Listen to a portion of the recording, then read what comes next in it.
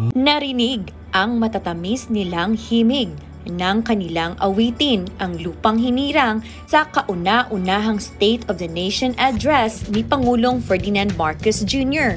Sila ang Samiweng Singers mula sa Ilocos Norte National High School. Sa piling mo, aming ligaya dapat may mga api.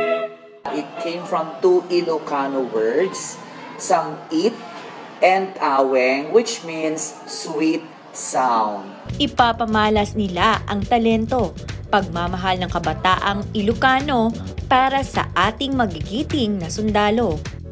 We actually feel very blessed and loved because kaming mga artista-kurista na galing ng probinsya are given this platform and privilege to perform at the house of our president.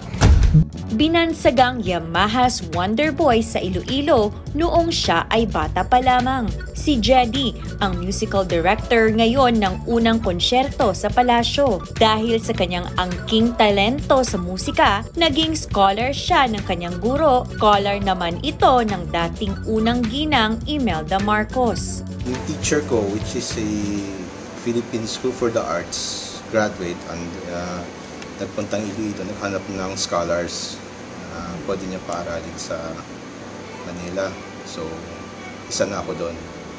Isang pribilehiyo para kay Jedy na gawin ang musical arrangement kasama ang iba pang local artist. Thank you po sa inyo at sa sakripisyo nyo para sa ating bayan. Salamat po sa ibigay kayo ng safe haven para sa mga Pilipino.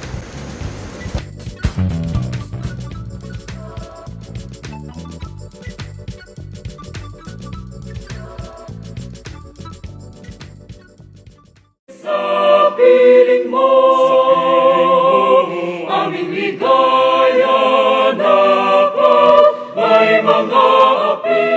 Salamat sa panonood. Huwag kalimutang mag-like, i-share ang video na ito at mag-subscribe.